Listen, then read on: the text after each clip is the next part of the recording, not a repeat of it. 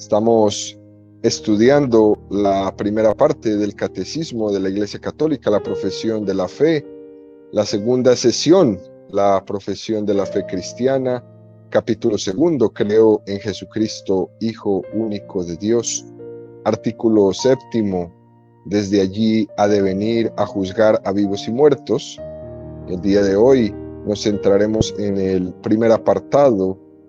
El Catecismo dedicará a este tema dos números, el 671 y 672, a la explicación del tema que Cristo está esperando que todo le sea sometido. El número 671 del Catecismo dice: el reino de Cristo, presente ya en su iglesia, sin embargo, no está todavía acabado, con gran poder y gloria, con el advenimiento del Rey a la tierra. Este reino aún es objeto de los ataques de los poderes del mal, a pesar de que estos poderes hayan sido vencidos en su raíz por la Pascua de Cristo, hasta que todo le haya sido sometido. Y mientras no haya nuevos cielos y nueva tierra en los que habite la justicia, la Iglesia peregrina lleva en sus sacramentos e instituciones que pertenecen a este tiempo la imagen de este mundo que pasa. Ella misma vive entre las criaturas que gimen en dolores de parto hasta ahora y que esperan la manifestación de los hijos de Dios. Por esta razón, los cristianos piden, sobre todo en la Eucaristía, que se apresure el retorno de Cristo cuando suplican: ven, Señor Jesús. Y el número 672 dice: Cristo afirmó antes de su ascensión que aún no era la hora del establecimiento glorioso del reino mesiánico esperado por Israel, que según los profetas debía traer a todos los hombres el orden definitivo de la justicia, del amor y de la paz. El tiempo presente, según el Señor, es el tiempo del Espíritu y del testimonio, pero es también un tiempo marcado todavía por la tribulación y la prueba del mal, que afecta también a la Iglesia e inaugura los combates de los últimos días. Es un tiempo de espera y de vigilia.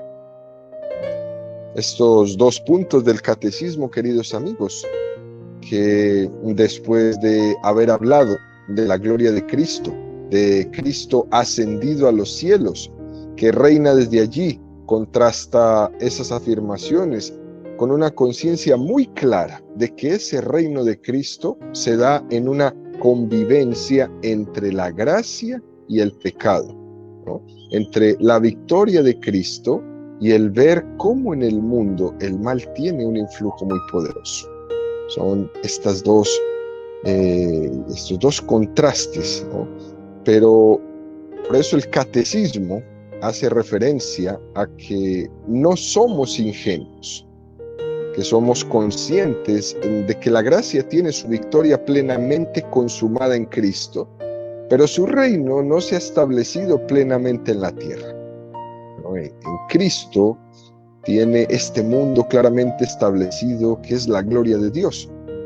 Pero como estamos todavía en esa especie de dolores de parto, como dice el Catecismo, los sufrimientos son muy grandes. El misterio del mal en el mundo, entre nosotros, tiene mucha fuerza, y todos sus coletazos a su paso son tremendos, ¿no? Como dice San Pablo: porque lo que estimo del tiempo presente no son comparables con la gloria que se ha de manifestar, pues la ansiosa espera de la creación desea vivamente la revelación de los hijos de Dios. La creación, en efecto, fue sometida a la vanidad, no espontáneamente, ¿no?, sino por aquel que la sometió en la esperanza de ser liberada de la servidumbre de la corrupción, para participar en la gloriosa libertad de los hijos de Dios. Pero sabemos que la creación entera gime hasta el presente y sufre dolores de parto. Se habla de un sometimiento, se hace referencia a Satanás, que es el príncipe de este mundo. Pero al mismo tiempo se le llama a Cristo, Rey del universo. Nuestra espiritualidad no está basada en un optimismo irreal, ¿no? Contrastamos esas dos verdades. Cristo es Rey del universo y Satanás príncipe de este mundo. Vamos a intentar juntos profundizar en este misterio de la iniquidad, ¿no? La historia de la iglesia la encontramos desde la primera a la segunda venida de Cristo. En ese espacio estará la iglesia, desde su primera hasta su segunda. Y durante este tiempo lo vemos como un tiempo de crisis permanente. Efesios 5:16. Así pues, mirad atentamente cómo vivís, que no sea como imprudentes, sino como prudentes, aprovechando bien el tiempo presente, porque los días son malos. Vemos cómo San Pablo dice, la situación es difícil, la situación es complicada, el mal reina. Por una parte, ha llegado ya el reino de Dios a nosotros, Mateo 12:28, ¿no? Por si por el Espíritu de Dios expulso yo a los demonios, es que ha llegado a vosotros el reino de Dios. Pero el espíritu del anticristo está ahora en el mundo. Primera de Juan 4:3. Y todo espíritu que no confiesa a Jesús no es de Dios. Ese es el anticristo, el cual habéis oído que iba a venir. Pues bien, ya está en el mundo. El misterio de la iniquidad en el mundo está ya en acción y no para, no descansa. Segunda carta a los Tesalonicenses, capítulo 2, versículo 7. Porque el misterio de la impiedad ya está actuando. El error y la mentira circulan por el mundo. Abundan violencias, injusticias. El imperio del mal se muestra poderoso en el mundo laboral, económico, cultural, político, sanitario. La gente sufre. Todo el mundo. Sufren los pobres y sufren también los ricos. La humanidad pierde ilusiones, se cansa. Se pregunta desconcertada, ¿no? ¿Por qué las cosas están como están? ¿Por qué los cambios sociales tan fuertes? ¿Y por qué todo el intento por cambiar la realidad actual parece que no se da?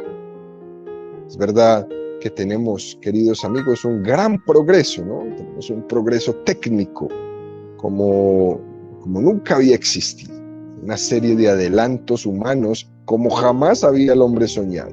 Las comunicaciones, el internet, el explorar el espacio, ¿no? El subir a la luna, a Marte, ¿no?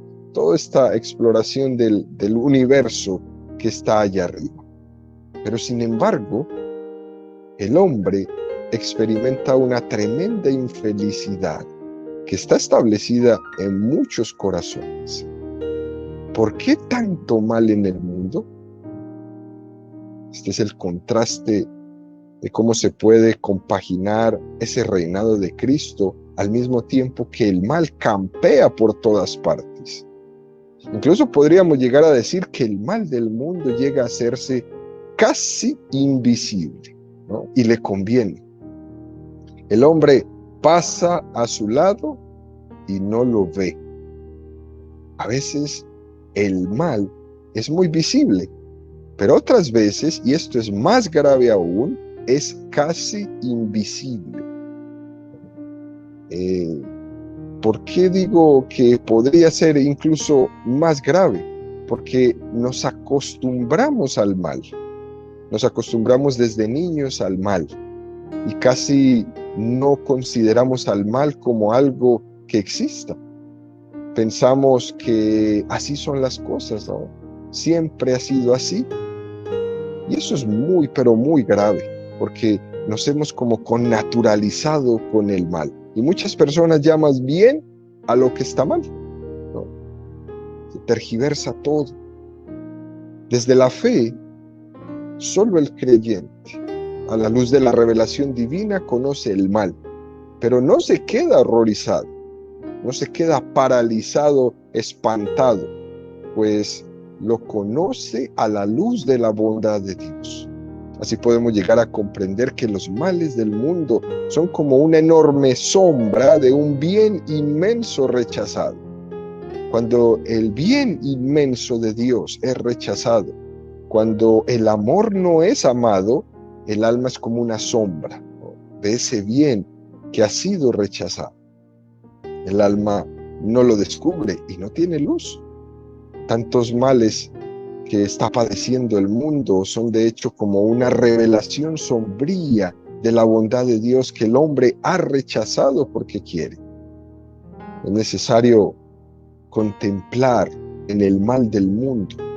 Como dice Jesús en el Evangelio, estamos llamados a interpretar los signos de los tiempos. El mismo Jesús nos dijo que debíamos caminar como ovejas en medio de lobos. Y es importante que la oveja sepa que es oveja y que sepa que es lobo, que sepa distinguir y que no se confunda. Debe saber que ella es oveja y que no es lobo. Y debe de saber reconocer quién viene vestido de oveja, pero que es lobo. San Pablo hizo una descripción minuciosa de los males del tiempo, que sin duda alguna, cada vez que lo leemos, queridos amigos, vemos esos males de hace 2000 años, los vemos tan actuales que parecería que estuviéramos ahí. Es decir, que es lo mismo. No cabe decir que hablar del mal es ser un pesimista, ¿no? No cabe decir. San Pablo es absolutamente optimista, ¿no? Él confía plenamente que Cristo reina, pero eso no le hace ser ciego. Eso no nos hace a nosotros tampoco, los cristianos, los católicos de hoy día, ser ciegos.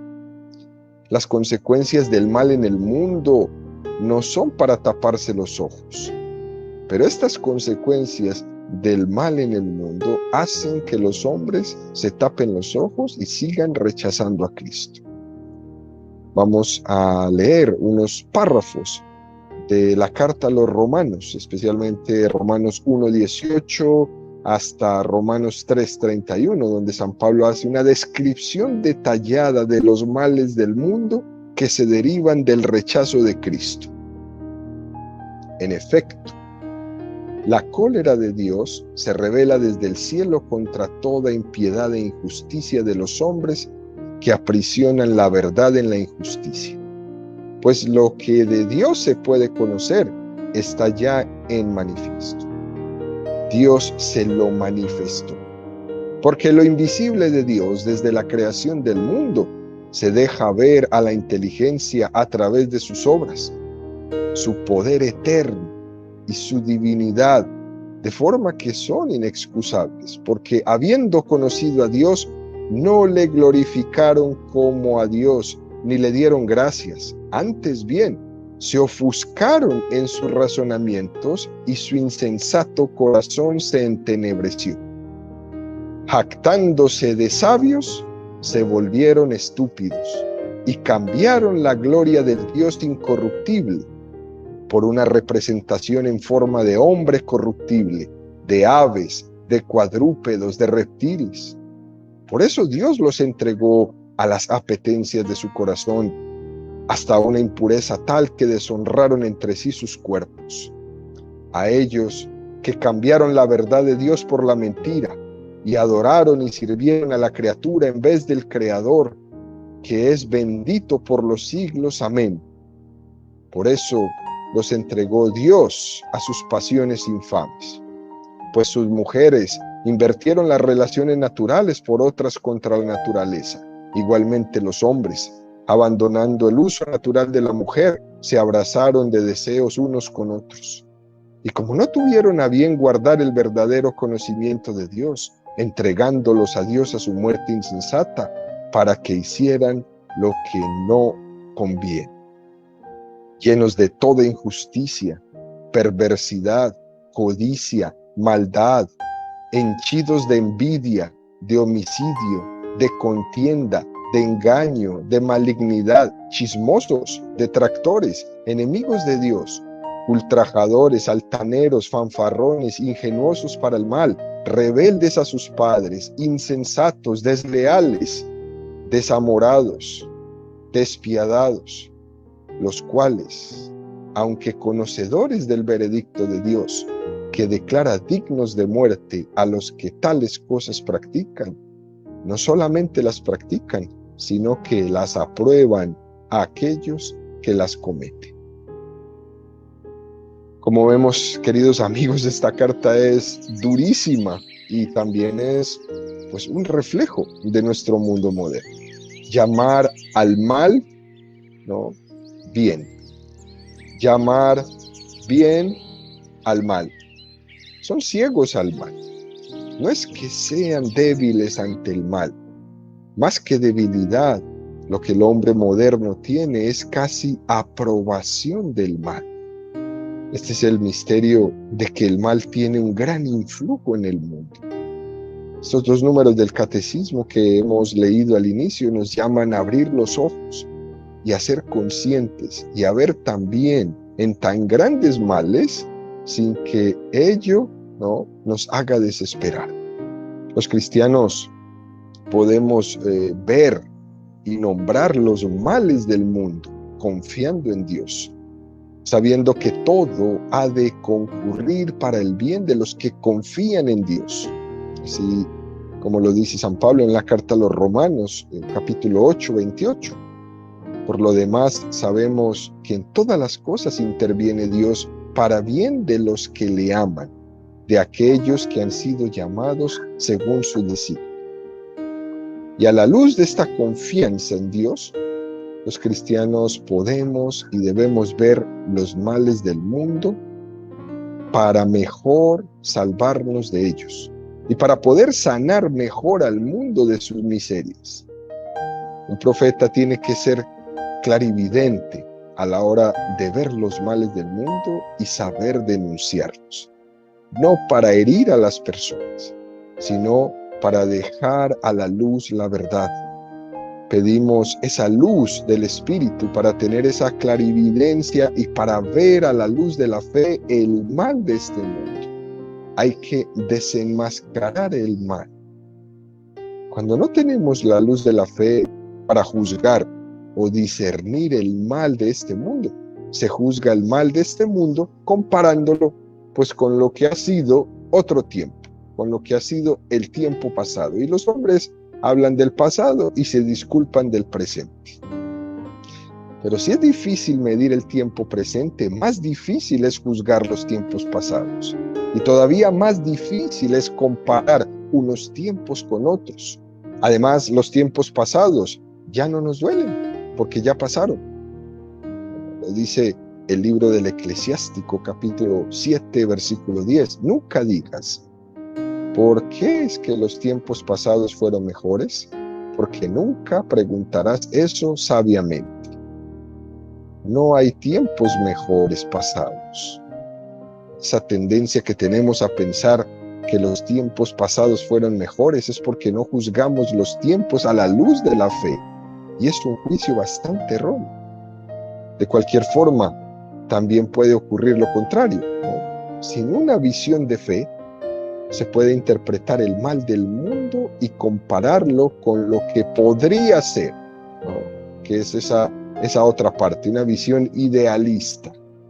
¿Cómo es posible que ocurra esto en el siglo XXI? Se pregunta mucha gente. ¿Cómo es posible que todavía hoy estén pasando estas cosas que San Pablo dijo hace 2000 años?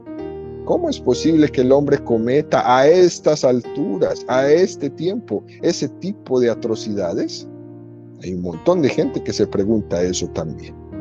Como si con el mero hecho del tiempo transcurrido, el mal tuviera que desaparecer, por el mero progreso y avance de la civilización, como si el tiempo fuera el que curara el mal, ¿no?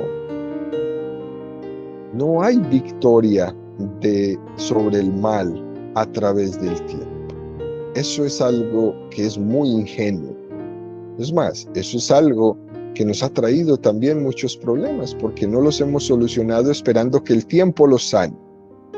El caso es que estas dos concepciones, esta realista, que puede ser incluso pesimista, y esta idealista, que puede ser demasiado ingenua, estas dos concepciones no parten de la luz de la fe para juzgar y para discernir el mal en el mundo. Y las dos coinciden como para pasarse la pelota una a otra. Se pasan la pelota para echar la culpa de quién es el mal de la sociedad. Y eso no es. La lucha entre el bien y el mal está dentro del corazón de cada uno de nosotros. Está en la lucha entre la gracia y el pecado. Esos dolores de parto de los que habla San Pablo tienen lugar en cada uno de nosotros.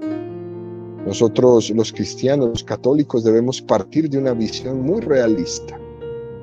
La verdad completa que nos da el Evangelio.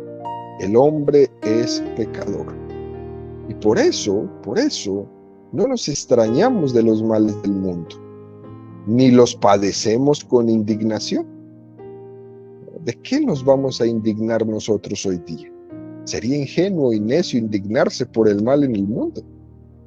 Lo que nos falta es mirarnos al espejo y mirar nuestra conciencia a la luz de Dios. Pero sabemos que donde abundó el pecado, sobreabundó la gracia. Esto nos da una inmensa esperanza en el poder de la gracia y de la paciencia de Dios que está diciéndonos cada momento, ¿no? No cortes ese árbol. Lo regaremos, lo cuidaremos y esperaremos un año más. Esa parábola preciosa, ¿no? No lo cortes. Sigámosle echando agua. Vamos a darle un año más, una oportunidad. Lo que es imposible para los hombres es posible para Dios. Dios puede cambiar los corazones de los hombres. Esa firme esperanza en el poder de Dios no nos hace ciegos al mal. No, esto no es una especie de ingenuo optimismo católico, no. Es más, nos ayuda a abrir los ojos y a comprobar el poder tan grande que tiene el maligno entre nosotros. San Agustín, por ejemplo, le tocó vivir la decadencia del Imperio Romano. Él vio el contraste entre el inicio del cristianismo y la decadencia del Imperio Romano. Los apóstoles y sus sucesores, la primera iglesia cristiana, tuvo que convivir y evangelizar con una civilización sumamente debilitada, tanto moralmente como intelectualmente. Creo que es bueno comparar nuestra situación de hoy con la que vivió la iglesia primitiva de los primeros siglos. Entonces estaba en una quiebra radical de la vida moral, como hoy. La hegemonía de Roma sobre el mundo cada vez se apoyaba menos en las virtudes y se apoyaba más en las armas. Abundaba el suicidio, el aborto, el divorcio, las parejas no tenían hijos y las malas costumbres cada vez eran por todas partes. Curiosamente, el cristianismo tuvo que abrirse paso en situaciones muy similares como las nuestras de hoy. Tenemos, por ejemplo, existe un testimonio de un señor de nombre Marcial, ¿no?, que elogia a una mamá que tuvo 3 hijos, porque esto le parecía increíble que una mamá tuviera 3 hijos. Y le compuso poesías para elogiar a otra que tuvo 5, porque aquello ya sí era casi impensable tener 5 hijos. Y fue incluso honrada en los Juegos Romanos. Roma estaba en ese momento sostenida por el trabajo de los esclavos, ¿no?, las contribuciones de los pueblos que habían sido sometidos y que tenían que pagar impuestos. Y no se pensaba más que en divertirse. Esa es la decadencia del Imperio Romano. Solo se pensaba en diversión. El Imperio Romano decadente donde vivieron los primeros cristianos, ignoraba su estado agonizante y se encontraba siempre de fiesta. Fíjense, queridos amigos, que en la Roma imperial los días de fiesta eran más que los días de trabajo. El teatro y el circo estaban continuamente buscando mucho más sensacionalismo para poder obtener más audiencia. Exigía cada vez más dosis de sexo y de violencia, lo mismo que pasa. Conocemos también un testimonio de que durante 200 años estuvo en la cartelera del teatro una obra, ¿no?, que se llamaba La Aureolus, una obra de teatro cuyo protagonista era un asesino, ladrón e incendiario. Y por autorización del emperador Domiciano, se sacaba a una persona de la prisión para matarla en vivo y en directo en plena obra de teatro. Dicen que cuando un pueblo decae, no suele ser consciente de su propia decadencia.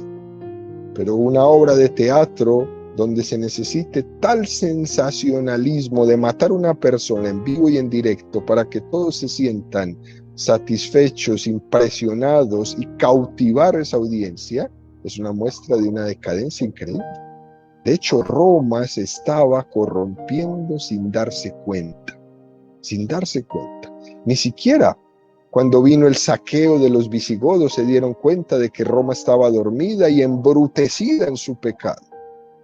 La caída del imperio les parecía inimaginable a los romanos, pero aquellos que entraban a saquear sus lugares donde ya habían podido sus enemigos romperlos, se daban cuenta que los enemigos de Roma eran más virtuosos que los romanos. Sin embargo, había personas en medio de aquella decadencia del Imperio Romano tan fuerte que tenían la luz de la fe para darse cuenta de lo que estaba ocurriendo. Y ese era el papel, ¿no?, de los cristianos. Hay un sacerdote que se llamaba Salviano de Marsella en el año 440. Y este sacerdote escribía esto. Lo cito textualmente: los bárbaros son más castos y puros que los romanos. Y lo que es más, cosa increíble, han hecho castos a los desvergonzados romanos, que están siendo vencidos, no tanto por los bárbaros, sino por sus propios vicios. En España están contentos bajo el dominio de los bárbaros, cuyas virtudes no deben ser ignoradas. Muy interesante este presbítero, el padre Salviano de Marsella, año 440, escribía esto. El primitivo cristianismo se abrió paso en esa situación, así como nos toca a nosotros hoy día. Quizás no tenemos todos espadas y no tenemos cascos, pero estamos también en una selva de cemento. San Agustín tiene un libro que le recomiendo a cualquier persona que me esté escuchando de leer, como uno de los libros que habría que una persona leer en su vida. Él escribió este libro alrededor del año 426 y este libro se llamaba La ciudad de Dios. Lo que más nos importa es que cada uno acreciente sus riquezas, dice San Agustín en su libro. Que provean sus diarios despilfarros, que los pueblos aplaudan, no a los servidores de sus intereses, sino a los proveedores de sus placeres, que no se les mande cosa dura, ni se les prohíba cosa impura, que abunden las mujeres públicas, que se edifiquen inmensos y suntuosos palacios, y que a donde a cada uno más le guste, se juegue, se beba, se invite, se gaste. Que reine en todas partes el estrépito de los bailes, hóndanse los platos de griterío y lujuriosamente alegría, y de todo género de placeres bestiales y torpísimos. Quien no guste de esa felicidad, sea tenido por enemigo público. Y que cualquiera que intentare alterarla o suprimirla, apártelo de la multitud licenciada. quítelo de en medio de los vivientes y téngase por verdaderos dioses los que pusieron al alcance de los pueblos esa felicidad y una vez alcanzada la han de saber mantener. Esta es la descripción, queridos amigos, que hace en una partecita de su libro San Agustín acerca de la ceguera del imperio decadente. Lo mismo que le pasa al mundo y a la iglesia actualmente, que cuando tiene que denunciar los males, es ahí donde es atacada. Cada vez que la iglesia levanta su voz, por ejemplo, ante el tema del aborto, inmediatamente es atacada. Roma quiso, hasta el último momento, que siguiera la fiesta, pero la fiesta no le iba a durar para siempre. En los planes de Dios entraba también que en el año 466 arrasaran los bárbaros con el imperio decadente de Occidente. Pero fíjense, queridos amigos, nuestro mundo actual es tan decadente, tal cual como el imperio romano. Y no nos asustamos por lo que pueda venir.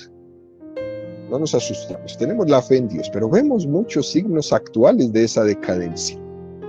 Actualmente hay 50 millones de abortos, 50 millones de asesinatos. Fíjense, queridos amigos, hay 956.000 millones de dólares que se presupuestan anualmente para armamento. Hagamos una comparación, mire, esto supone $150 por habitante de la Tierra que se gastan para armas. Y en muchos países en nuestro mundo, una persona se gana $2 al día, pero nos gastamos 150 en armas. Ante esto uno se da cuenta de la situación y vive y puede ver, ¿no?, cómo en nuestra cultura, especialmente en Occidente, nos vamos corrompiendo demasiado. Que el índice de la natalidad no permite una regeneración natural. El índice de divorcios ha crecido de una manera exponencial.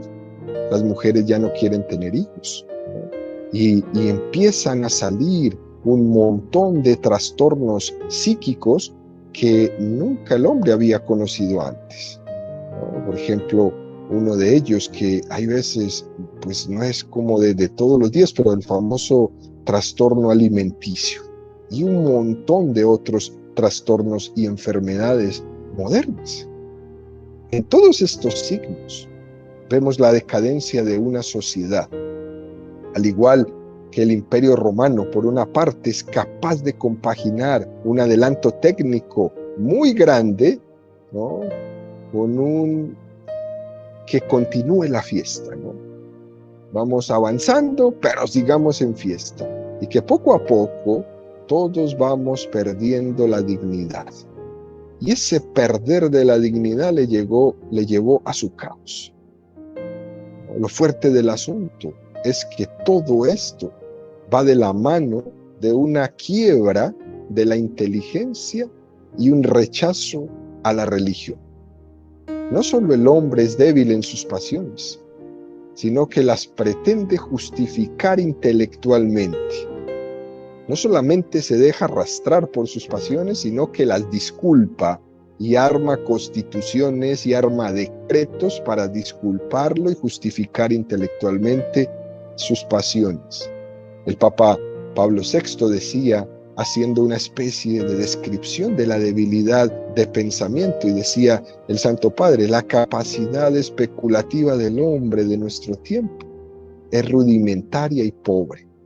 De hecho, ante los grandes problemas de la verdad y de la realidad, se encuentra desprovista de una terminología exacta, de un juicio clarividente, de una lógica constructiva.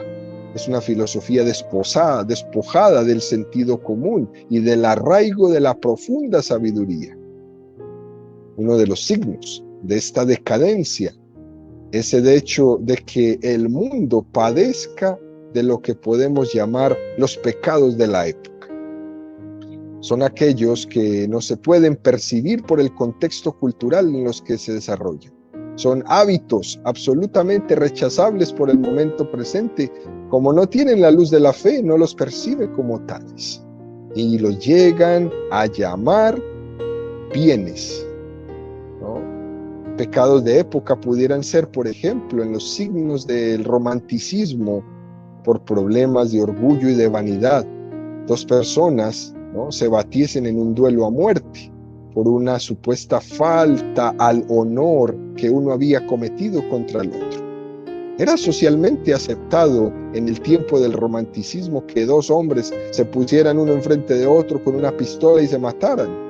Era socialmente aceptado y había hasta el testigo y el juez que les acompañaban en este encuentro. Hoy en día hay pecados de la época increíbles, ¿no?, como es el pecado del aborto. Se designa como derecho algo que es abominable y que el lugar que tenía que ser el santuario más seguro para el ser humano, como es el seno de su madre, resulta ser el lugar más peligroso para el ser humano hoy. En Estados Unidos, por ejemplo, el lugar más peligroso para la vida en un niño es el seno de su madre en este momento. 20 millones de abortos. Una sociedad decadente es aquella que le falta la luz de la fe para ser capaz de designar como virtud o como pecado a las cosas sin que el tiempo presente le condicione. Solamente los santos, solamente ellos, los que ven las cosas a la luz de Cristo, tienen la capacidad de no dejarse condicionar por el tiempo y por la época en que viven para decir la verdad desde Dios. Así como debemos de ver nosotros el mundo con la luz de la fe, ese testimonio lo debemos tomar de los santos, teniendo la capacidad de trascender el momento presente, teniendo la capacidad de ver el mundo y la actualidad desde los ojos de Dios, en la confianza de que la providencia de Dios dirige los hilos de la historia.